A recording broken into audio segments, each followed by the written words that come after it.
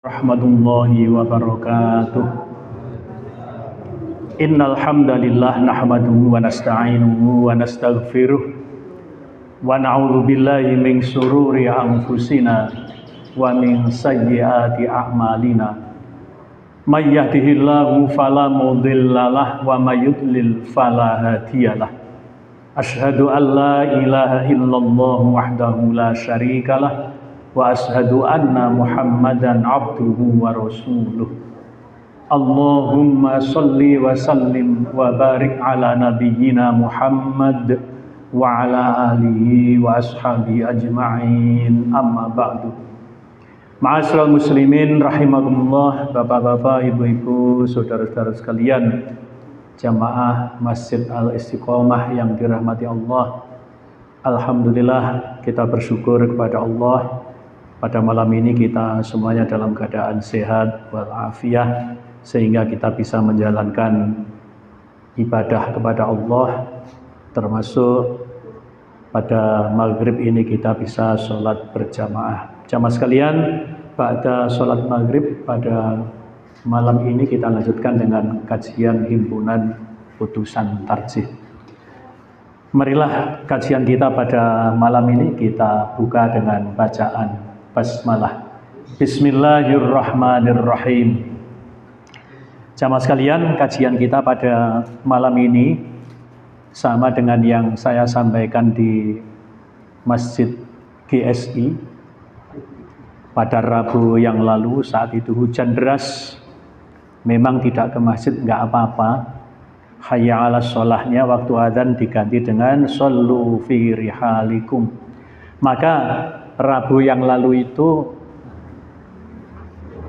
tidak divideokan, kemudian jamaahnya ya berbeda, maka nanti ini materinya akan saya ulang, yaitu sholat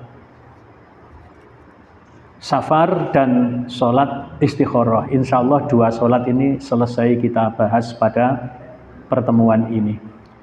Jamaah kaum muslimin, sholat safar yang dimaksud ya sholat sebelum bepergian dan pulang bepergian. Dan ini bepergian yang sudah maklum, yang definisinya adalah ya bepergian menurut kebiasaan kita. Jadi kalau misalnya hanya pergi ke pasar ya nggak termasuk safar. Anak-anak pergi ke sekolah ya tidak masuk safar. Panjenengan belanja ke toko sebelah ya tidak termasuk safar. Yang dimaksud safar itu adalah yang bepergian jauh, ya. Jauhnya itu yang ya sehingga dinamakan bepergian gitu ya. Kita mulai sholatus safari. Idza aradta safara fasholli rak'ataini wa 'inda qudumika tusolli rak'ataini fil masjidi qabla an tajlisa. Yang artinya apabila engkau hendak atau mau bepergian, fasholli rak'ataini, maka hendaklah engkau sholat 2 rakaat. Wa 'inda qudumika tusolli rak'ataini, dan ketika engkau datang dari bepergian itu, sholatlah engkau 2 rakaat fil masjidi, di masjid, qabla an tajlisa, sebelum engkau duduk. Jamaah sekalian, kita bacakan dalilnya. Dalil untuk yang bepergiannya. Li hadits Ibnu Mas'udin radhiyallahu anhu qala jaa rajulun ila Rasulillah sallallahu alaihi wasallam faqala ya Rasulullah inni uridu an akhruja ilal bahrain fi tijaratin.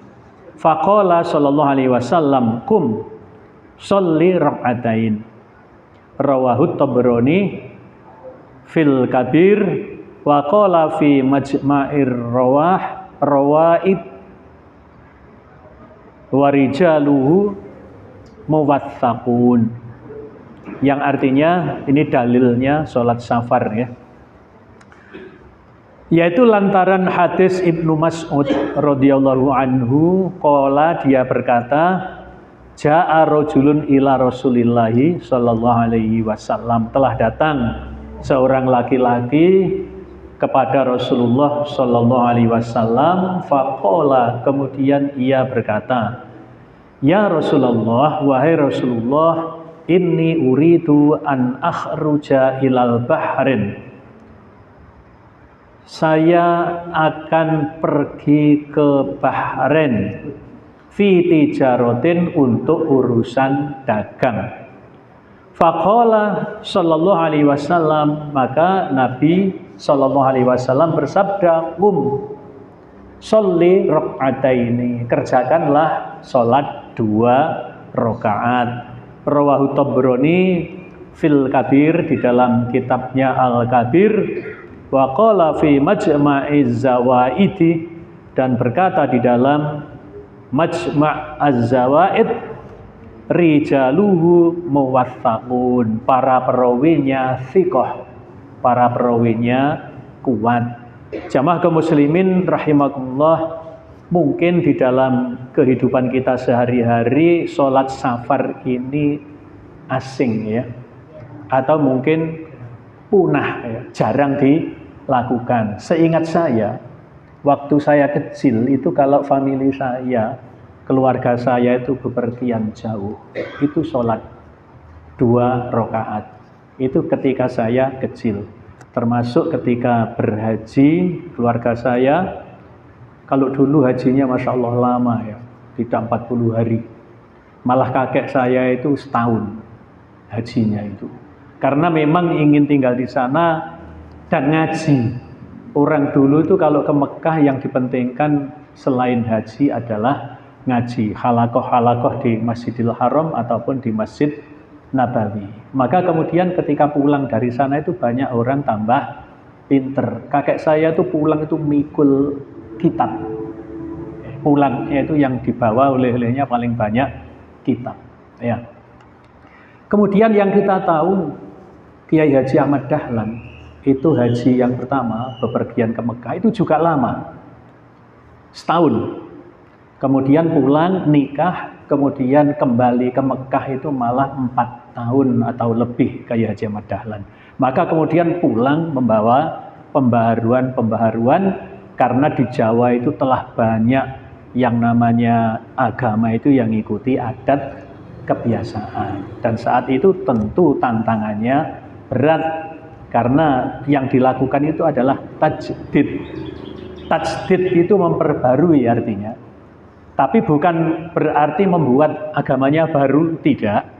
Tajdid dalam pengertian kita itu adalah memperbarui agama, yaitu menjadikan agama itu seperti semula, seperti awalnya agama ini ada.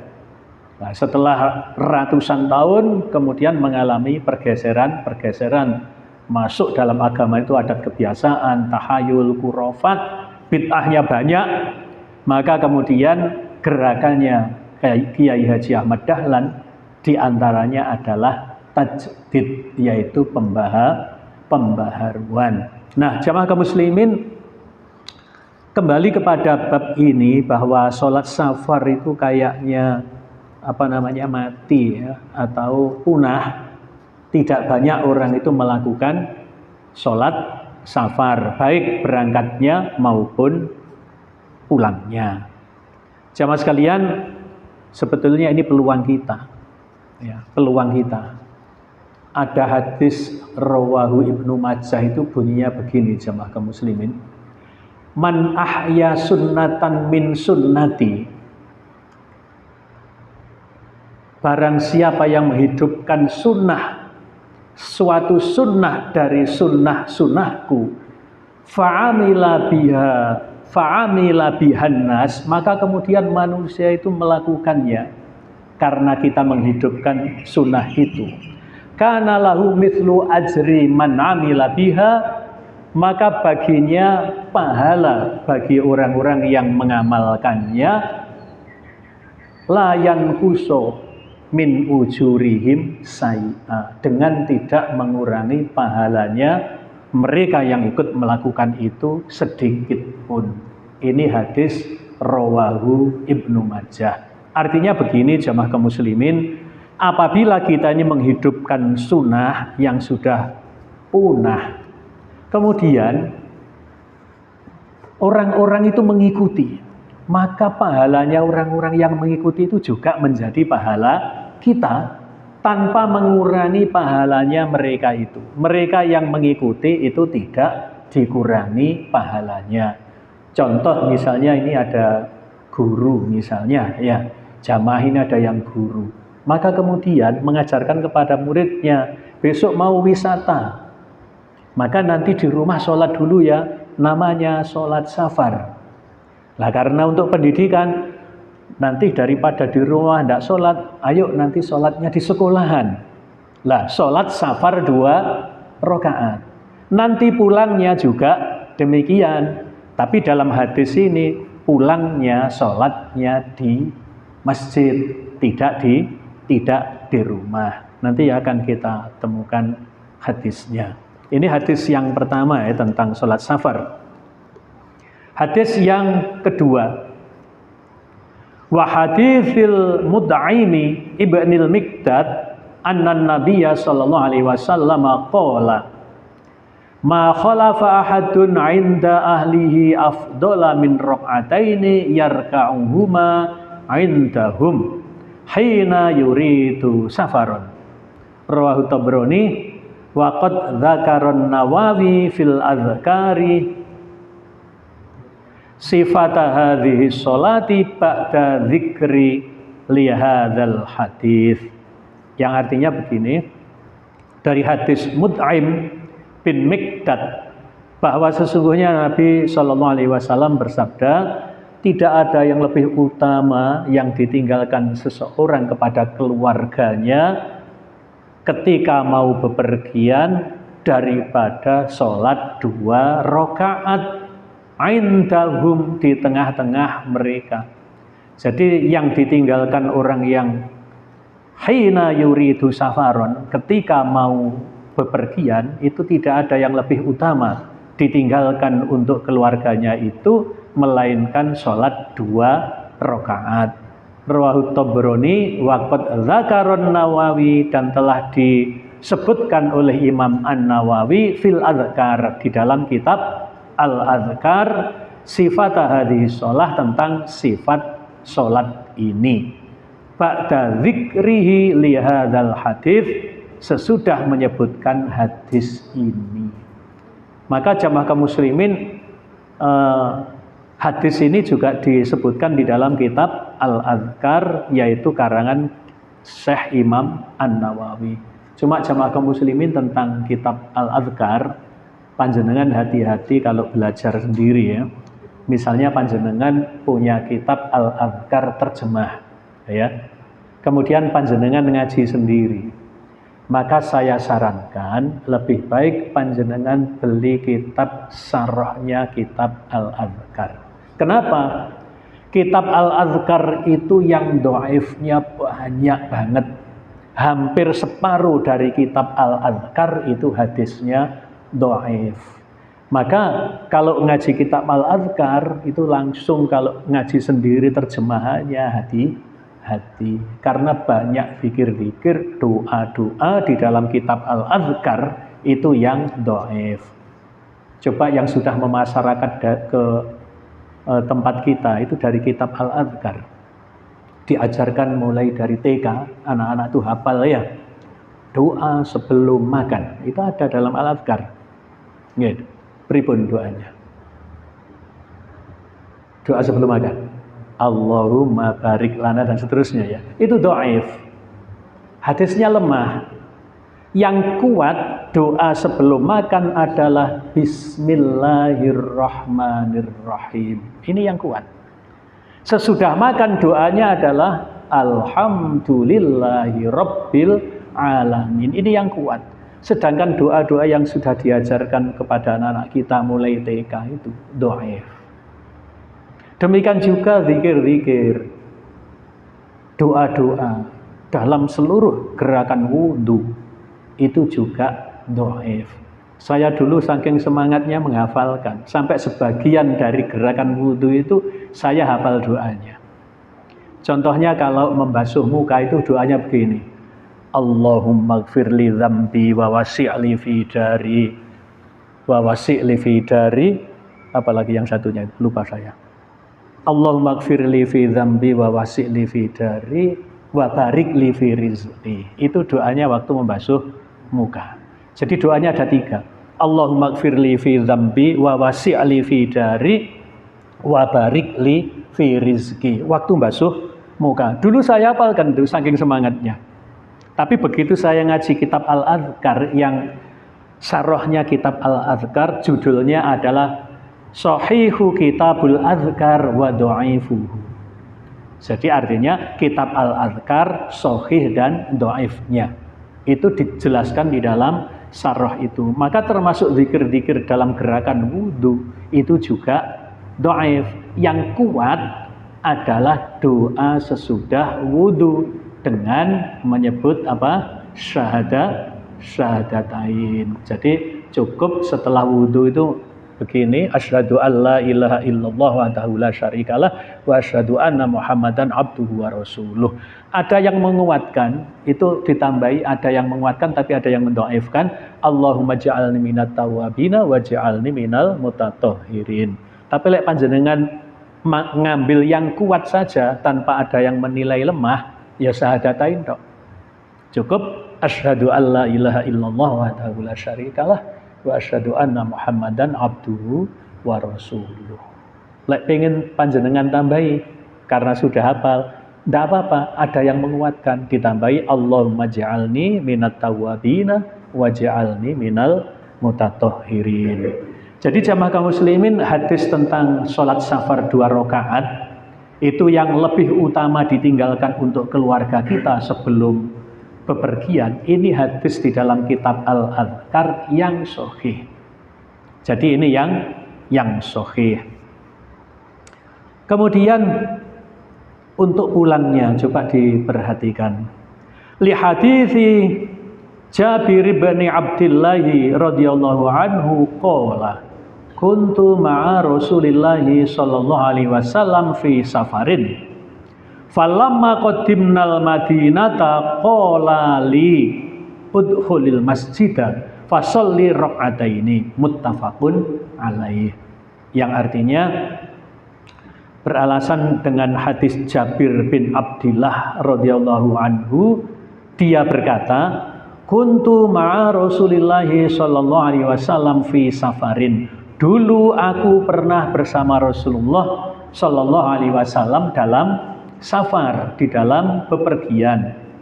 Falamma qadimnal madinata, maka ketika kami kembali atau datang kembali ke Madinah, qala li, maka Nabi bersabda kepadaku, udkhulil masjidah, masuklah ke masjid, fasolli rak'ataini, kemudian sholatlah 2 rakaat.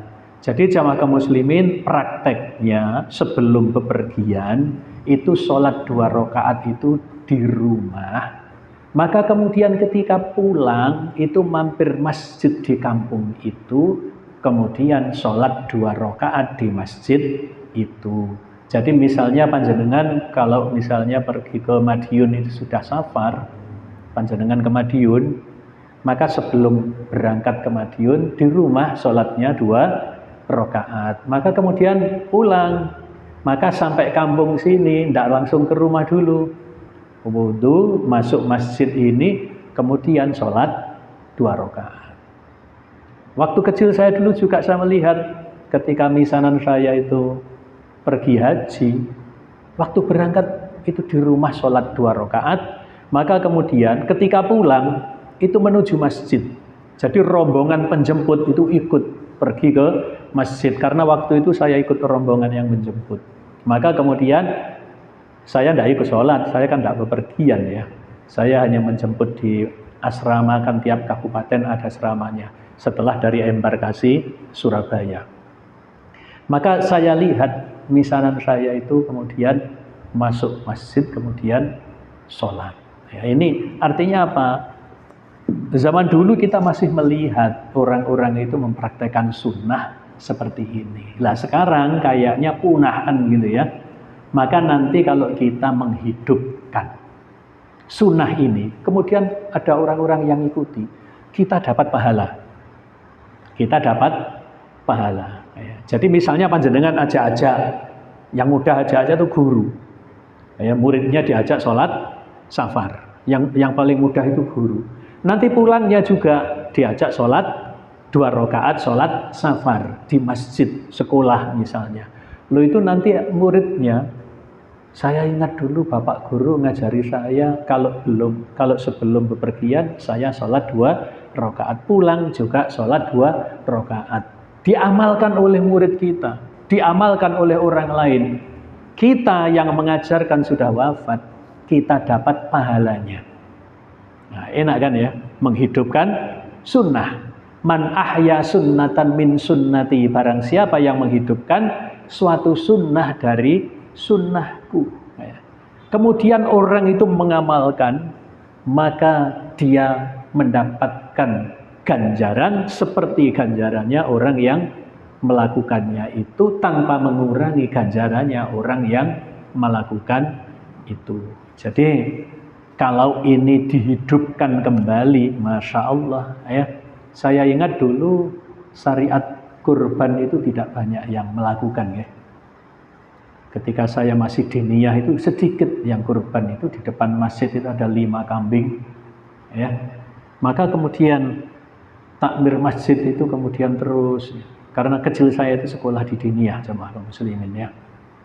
Mulai SD saya pulang SD itu kemudian sorenya di diniyah. Jadi sekolahnya itu ngerangkep sehari full itu sekolah pada zaman itu. Nah, ketika di diniyah itu diajari sunnah-sunnah seperti itu, waktu itu ya mungkin banyak yang miskin ya. Banyak masjid tidak menyelenggarakan kurban. Tidak banyak. Kemudian masjid yang tempat saya sekolah itu paling ada 5 ekor.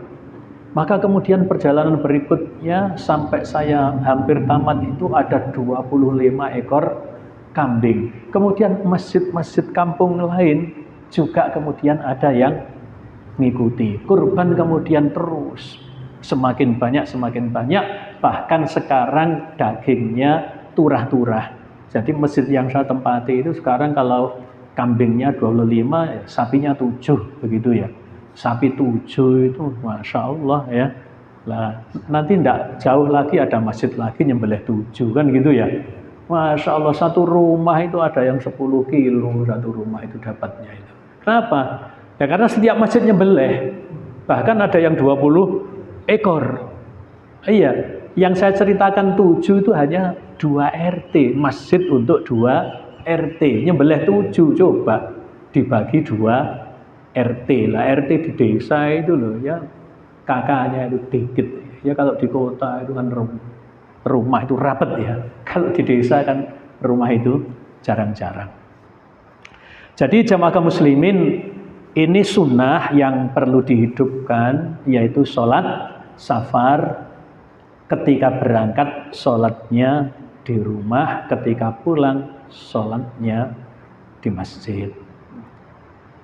Wa hadithi Ka'b bin Ibni Malik anna Rasulullah sallallahu alaihi wasallam kana la yaqdamu min safarin ila naharan fid duha fa idza qadima bada'a bil masjidi fa shalla fihi rak'ataini thumma jalasa fihi. Ini hadis dari Ka'b bin Malik bahwa sesungguhnya Rasulullah sallallahu alaihi wasallam itu setiap pulang dari bepergian itu mesti waktu duha.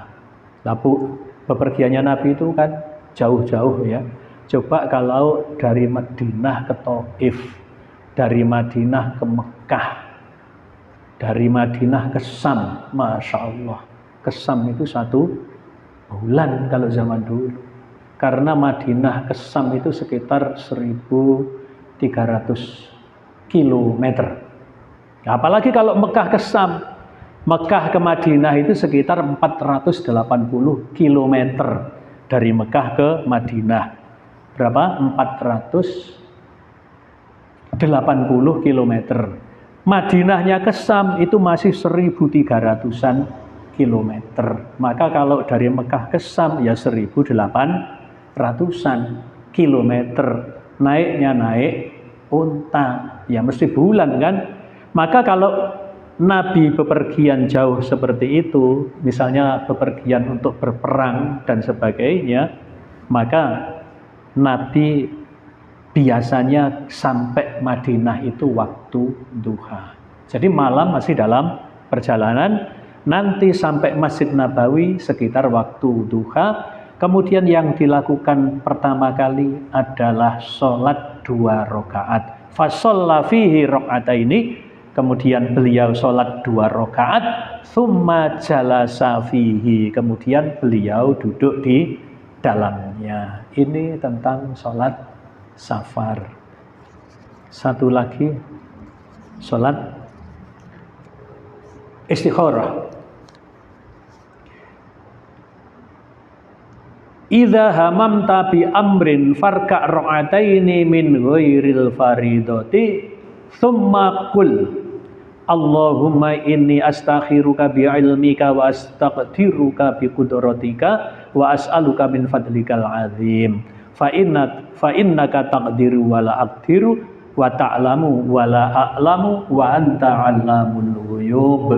Allahumma in kunta ta'lamu anna hadzal amra khairul li fi dini wa dunyaya wa ma'asi wa akibati amri fakturhu li wa yassirhu li thumma barik li fihi wa in kunta ta'lamu anna hadzal amra sarrul li fi dini wa dunyaya wa ma'asi wa akibati amri fasrifhu anni wasrifni anhu waqtur lil khaira haitsu kana thumma raddini bihi.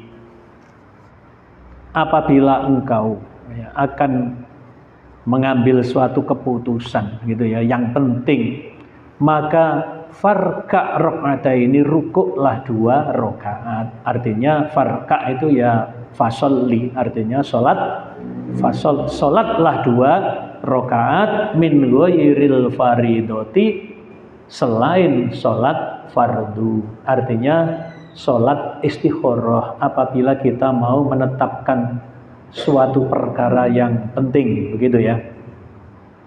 Contohnya mau menikah, tapi kelewat kabeh umur nikah ini ya. Mau nikah lagi, harus istikharah dan pastikan tidak nikah lagi, nggih. Mantapkan untuk tidak nikah lagi. Kenapa? Bojo sitok tak gitu nggih. Itu bagi yang laki-laki sejati ya, yang pemberani gitu ya. Jadi contohnya bukan hanya nikah ya, misalnya untuk menetapkan memilih suatu pekerjaan, memulai pekerjaan yang baru. Aku pekerjaanku selama ngene wis 5 tahun kok pancet ngene, coba aku tak usaha yang lain. Tapi cocok enggak ya? Ragu. Salat istikharah. Lah ngerti ini istikharah lek kate rabi tok ae. Mari ngono gak salat istikharah. Kenapa? Wis kadung kintil-kintil. Wis kadung jatuh cinta, ngapain istikharah? Mantep aku wisan. Jarang akhirnya yang salat istikharah.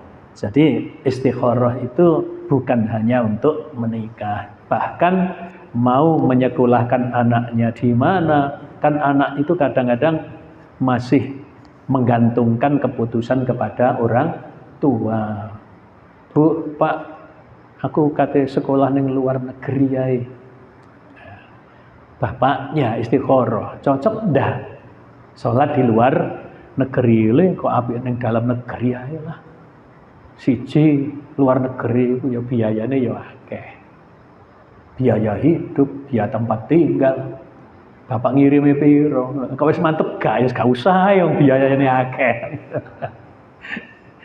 Contohnya seperti itu. Demikian juga anak-anak kita ajarkan untuk sholat istikharah apabila mau menetapkan suatu perkara yang penting, mau nikah, mau bekerja, mau alih usaha dan sebagainya, itu perlu sholat istikharah. Kemudian sholatlah 2 rakaat selain sholat fardu, kemudian ucapkan doa yang sudah saya bacakan tadi, yang artinya begini jamaah kaum muslimin ya. Allahumma inni astakhiruka bi ilmika wa astaghfiruka bi qudratika. Ya Allah, pilihkanlah aku dengan pengetahuanmu dan dengan kekuasaanmu, begitu ya. Wa as'aluka min fadlikal azim, dan aku memohon kepadamu karuniamu yang agung. Wa innaka taqdiru wa la aqdiru, karena sesungguhnya engkau maha kuasa dan aku tidak berkuasa. Wa ta'lamu wa la a'lamu, dan engkau maha mengetahui sedang aku tidak mengetahui. Wa anta 'allamul ghuyub, dan engkau adalah yang maha mengetahui perkara yang gaib. Allahumma in kunta ta'lamu anna hadzal amra khairul li. Ya Allah, jikalau menurut pengetahuanmu perkara ini baik untukku, fi dini untuk agamaku, wa dunyaya untuk duniaku, wa ma'asi dan untuk kehidupanku, wa akibati amri dan akibat daripada urusanku ini, maka fakturhu li wa yassirhu li. Apabila baik, maka tetapkanlah ia untukku, wa yassirhu li, dan mudahkanlah ia bagiku. Tsumma barik li fihi, kemudian berkatilah aku fihi, di dalamnya, di dalam keputusan yang dipilih itu.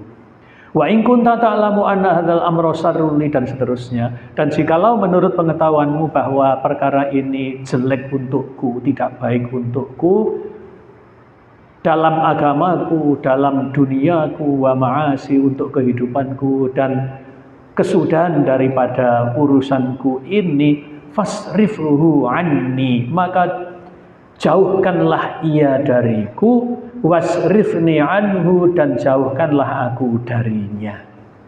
Itu ya.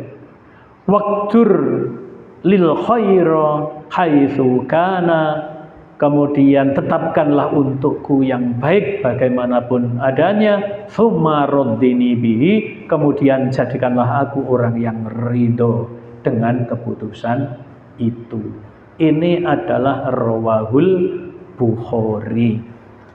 Saya bacakan hadisnya. Hadisnya nanti tidak perlu doa, saya ulang.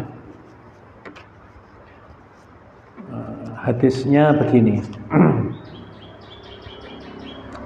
Li hadithi Jabir bin Abdullah radhiyallahu anhu qala, kana Rasulullah sallallahu alaihi wasallam yu'allimunal istikharati fil umuri kama yu'allimuna surata minal Qur'an.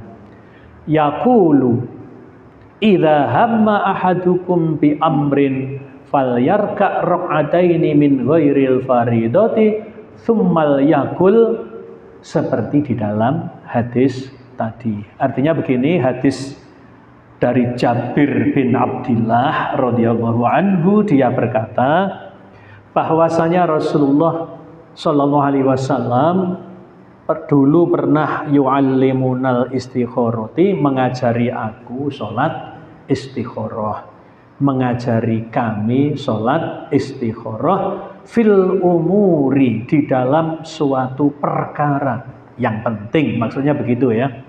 Kama yu'allimuna surata minal Qur'an, seperti mengajarkan kepada kami surah dari Al-Qur'an. Jadi Jabir bin Abdullah itu diajari Nabi sholat istikharah seperti ketika beliau ngajari Jabir bin Abdullah itu Al-Qur'an, diajari surat dari Al-Qur'an, disuruh menghafalkan. Yaqulu, kemudian berdoalah seperti hadis riwayat Bukhari tadi, yang intinya kita minta keputusan kepada Allah Subhanahu wa Ta'ala. Jamaah kaum muslimin, dua sholat sunnah ini untuk yang istikharah insya Allah masih banyak yang mempraktekkan. Kalau untuk sholat istikharah, utamanya anak-anak muda yang soleh, yang mau memutuskan untuk menikah, itu biasanya sholat istikharah. Cuma jamaah kaum muslimin, sholat istikharah itu kan 2 rakaat, waktunya tidak ditentukan. Waktunya kapan saja, seperti sholat hajat itu ya. Sholat hajat itu kan tidak ditentukan waktunya. Pokoknya punya hajat, wudhu kemudian sholat 2 rakaat. Tidak ada waktu yang ditentukan. Akan tetapi yang terbaik adalah di malam hari. Jadi misalnya sholat istikharah biar khusyuk, ya bangun malam. Baik sebelum tahajud ataupun sesudah tahajud. Kalau saya dulu praktek itu sesudah tahajud. Jadi sesudah sholat tahajud kemudian sholat istikharah wis ngantuk.